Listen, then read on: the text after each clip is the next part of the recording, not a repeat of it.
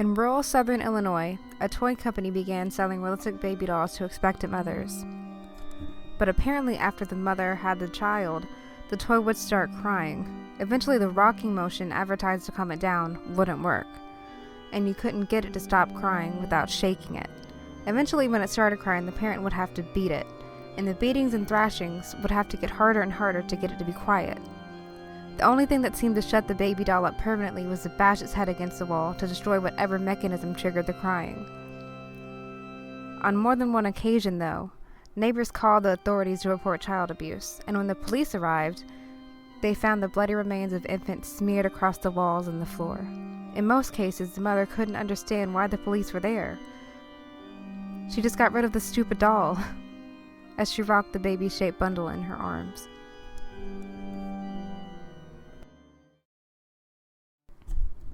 Warning, this story is super graphic, so if you don't want to hear anything super graphic and disturbing, please close off. It started when I was 10. The neighbor's cat hated me. She hissed and clawed at my ankles as I walked home from school. I was afraid to kick her away though. The owner was my mom's best friend, and I feared punishment if either one of them saw. But I hated that cat, and I knew I had to punish her. I decided I would crush up a few of my mom's aspirin and put some in the leftovers that my mom made me give to her every night. I didn't think it would kill her, but if I'm honest with myself, I'm glad she was gone. I wish I had stopped there, but sadly it didn't. What had started with the cat grew into a hatred for all animals, all living things even. I killed dogs, raccoons, rabbits. It didn't even matter. I learned quickly that it's much more satisfying when you kill with knives instead of poison. I delighted in the feeling of a knife diving deep into flesh. I felt strong, fearless, things I had never felt when I was a mere child, fearing punishment. When I was 16 or so, something changed. I was never popular in school, but people stopped talking to me. They whispered when they thought I couldn't hear that I was a freak. They were right to be afraid. The animals were no longer enough for me. I needed something more, something bigger. So I decided I would kill my little sister Julia. My parents decided to go out one warm June evening, leaving me in charge of her. She was only 5, but I envied her. She who got all the attention, she who at such a young age had more friends than I ever had. So when my parents left, I sat her in front of the television and planned. Close to dinner time, I asked her if she wanted to go for a short walk. I brought a backpack saying that we could have dinner in the small clearing about half a mile into the woodland that split out for miles. That began the minute's walk from the backyard. We weren't usually allowed in the woods, though it was where I usually trapped and killed animals. So she was excited. While she was getting dressed, I packed. I put a serrated knife, a thick tablecloth, rubber gloves, a roll of duct tape, of which I ripped a small strip, a change of clothes and shoes and scissors. We set off down the narrow path through the trees. When we finally reached the clearing, I let her walk ahead of me. I grabbed the strip of duct tape I had ripped off while we were at the house. I walked up close behind her and put it over her mouth. Holding her still with one hand, I put on the gloves.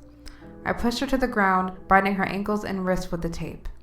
I placed her on the tablecloth, putting her as close to the middle as I could with her squirming. Cutting her clothes was easier than I thought. She dressed in a thin tank top because of the warm weather. I took out the knife and plunged it into her stomach slowly, savoring the feeling as the serrated edge tore through her soft skin, rippling through her organs, streams of blood gushing out as I pulled it out just as slowly. Then pushed it in again, faster and faster, not stopping until her muffled cries and the rise and fall of her chest had ceased. I carried her body to the deep river nearby and dumped it carefully into the current. After I had walked back, I took off the gloves and pulled my clothes from the bag and stuffed the soiled tablecloth and the remains of my sister and shirt in, changing quickly as I put my now stained and dirty clothes in the pack. On my walk home, I decided I should dump the bag in the dumpster at least a street away. When I finally returned home, I cooked a quick dinner of canned beef stew for my parents and waited. They came home only an hour after I had. "Where's your sister?" my mother had asked. She sat down at the table while my father hung up their coats. I told her she had gone for a walk, and I wasn't sure when she'd be back. She looked at me wide-eyed. "You let your sister go for a walk by herself?" "Well, yeah, she's pretty smart. I'm sure she'll be fine," I replied, trying to stay calm. "She's 5. I can't believe you would be that irresponsible," she said, looking at my father. "How long has she been gone?" I looked at the clock, repressing my anger. I had done this for them. How could they not see how much of a burden she was? I guess half an hour. I haven't really been watching the time. My mom stood up and grabbed my father's arms with tears in her eyes. Honey, go call the police. She's been gone for too long. What if something happened to her? My father took out his cell phone and dialed 911, walking to Julia's bedroom and sitting on her bed. He came out a few minutes later and said they were looking for her. They believed me, I thought. We spent the next half hour waiting silently around the kitchen table when a knock came to the door. Father jumped to open it. Yes, did you find her? He asked hopefully. I'm sorry, sir, but we found your daughter's body in a stream in the woods behind your house, the policeman replied. My mother broke down sobbing. My father knelt, attempting to console her. I did my best to look sad and a little confused, as if I couldn't believe it was happening. The policeman informed them that they would investigate, but I doubt they'll be caught. Nobody would think even I, the freak, the lonely outcast, would kill his own sister. And that's not even the good part. I found out Mom's going to have a baby, and I can't wait to be a big sister again. Hey, I want to tell you something that happened to me. I got a copy of The Sims 3, and I was excited. I was a fan of EA games, and I loved the previous Sims games. I got it from some game pawn shop called the Daily Gamer. It sold old games, new games, equipment, you name it. My main game store was closed, so I bought the game. It was used, and it was discounted. I bought the CD, got back to my place, and I was excited. But the disc was scratched. I was super angry, but I got my disc cleaner set and cleaned it. As I put the CD in my computer, I noticed something odd about the CD's logo. No one was smiling. They all looked emotionless. I opened the case, and I was ready to play the game. I watched the intro. Nothing was heard except for the cheerful music. After it finished, I made my profile. I only made one person. I made my character as I wanted him. But the weird thing was that he wasn't moving at all. He wasn't making a sound, and he had a straight face. I made him a young adult, and I gave him 5 traits. I noticed a weird one, though, something that didn't look appropriate for a Sims game. Cannibal. I don't know. I just chose the stuff that suited me. Then I made my guy. Then it gave me the option of making a house or buying a house. I bought a house. And the furniture for myself. My Sim didn't get happy. He only got angry or sad. I thought this was getting weird. I decided to make something to eat for my Sim. The only options were carnivore foods, like make pig tongue. I thought nothing of it.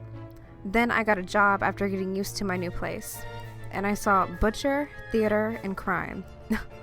Butcher? What kind of game is this? It wouldn't let me accept the theater or crime jobs, and it wouldn't let me exit to the page. So I just clicked butcher. And I got on with it. As soon as that happened, a car beep came abruptly from outside, and it was extremely loud. It made my ears ring. I almost had a freaking heart attack.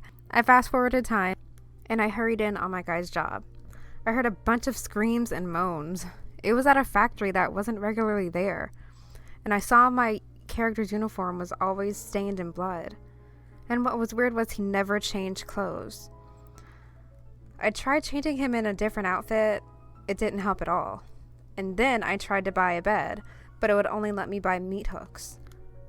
I bought one out of curiosity. The only option it had was hang body. I was disturbed. Another issue was that I tried changing materials of things. The only material was blood splat. No color bar. Nothing. I tried to befriend people, but all I could do was invite to house. And I did so. And after, a girl came to my house. A very graphic out scene played. That involved my character hitting the girl right in the head with a sledgehammer and dragging her into my kitchen. My character then hung her from the meat hook while laughing. Not smiling in the Sims fashion, but had an evil smirk on his face. He was sort of creeping me out. I clicked on her dead body, and the only option was strip. I did so. Then it said that I had to eat her. This wasn't as good as the other option. It wouldn't let me leave the page, so I clicked it and wondered what happened next. It started glitching up. The graphics were in the wrong place, a buzzing started coming from the speakers, and scaring the living shit out of me. The game started slowly getting covered in pixels, like when your Sim is naked. and the loud, distorted piano verse in reverse played. It froze up and closed. I took my disc out, threw it in my fireplace, and thought about suing the store. I drove back up to the store, and all that was there was a meat factory. I wish I could say that I'm writing this for simple enjoyment, or that he wasn't watching me, or that I was going to be okay. He just stands there watching me type.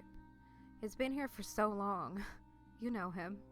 The faceless horror that haunts our dreams, that terror that stalks out young, that one awful thing.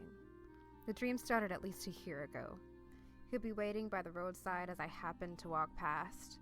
He would creep into focus, only to be lost again. I can't say that I'm afraid of him anymore. It's just I know it isn't normal. He just stares. He's so tall and so dark. Why is he here with me? Why not go somewhere else? I ask him these things, but I only get silence in return. Back to my story. The dreams have gotten worse and worse. From day one, I saw him lurking in the mirrors behind my parents, in the doorways, in the hallways, everywhere, every room. I had to get away. I would run and pray until I was far away, until I woke up. After I was awake, it was over. I was safe. Or so I thought. I saw him beside my bed. I saw him outside my room, behind my car, standing under the tree in my front yard, just staring at me with that menacing stare. Like, fuck! Why doesn't he answer me? Haven't I suffered enough in this cruel game? Okay, yeah, I must calm down. If I'm not calm, he wins. That's all he wants. He will see us all burn. I must stay calm. I need you to listen to me very closely now. I need you, my dear, innocent listener. He knows you now. You're not safe. He's coming. He will find you in your dreams and lurk there waiting for you. Do not give him that chance. When you see him in your dreams, you must resist. He is as real in there as he is out here right next to me. Oh God. His hand is so cold. He's so cold. You must resist. The dreams are a warning sign. Get out while you still can. You must resist. The dreams are a warning sign. Get out while you still can. You must resist. The dreams are a warning sign. Get out while you still can.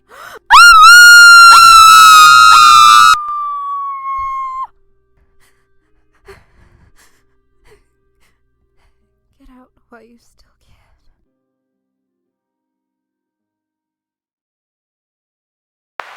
On July 16, 1945, the United States government executed Project Trinity. Project Trinity was the first nuclear weapons test in history. Taking place in the New Mexican desert, the military, specifically the Army, oversaw conducting this weapons test and ensuring they found a completely secluded location to do so, a place with virtually no inhabitants. What the Army failed to do was to completely check each and every cave and ravine in that desolate wasteland, but we'll come back to that soon enough. Let me tell you a different story in order to set the proper mood. This is a story of what happens when things don't go quite according to plan. There are certain times in history when a baby is born different from the rest. Some are naturally more intelligent, some are simply more attractive. Some, however, have differences that are not appealing. Extra fingers or toes, for example. The lack of an eye, a humpback, all of these things are called mutations by the modern world. Back in the 1930s, 40s, 50s, mutant were the pariah of society. Parents would abandon them at churches. People would jeer and spit at them as they passed by.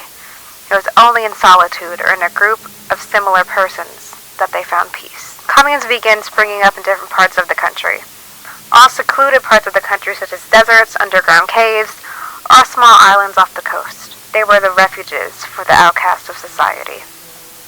That all changed in 1945. Project Trinity was the starting point for a couple of significant things. Obviously, it was a trigger of the end of World War II and the massive arms race against the USSR during the Cold War. Also, it was the beginning of a massive genocide you may otherwise never have known about. Near the blast site of Trinity was a community of nearly 45 mutants. All of them were killed instantly by the destructive power unleashed in that first successful blast. In 1946, there were 2 more test fires on a commune in the Marshall Islands in 1951. Another blast in the Pacific region caused severe radiation sickness and death to another large group of mutants. In 1952, Operation Ivy Mike killed over 150 mutants on another small Pacific island. The final documented test detonation took place on March 1st, 1954. This blast condemned Castle Bravo and was the most detrimental of all. After discovering how many mutants had moved back to the Marshall Islands, the government decided it was time to make their point finalized. They detonated a 15 megatron bomb in shallow water just off the island shore. Radioactive water vapor and bits of metal entered the atmosphere around the island and fell back into its shores. The death toll was nearly 120 mutants. Men, women, and children all suffered from radiation sickness. Many developed cancers and spent the rest of their short lives in pain. The lucky ones were killed by falling bits of metal from the sky. What the government doesn't know is that some mutants, not many, but some of us, survived.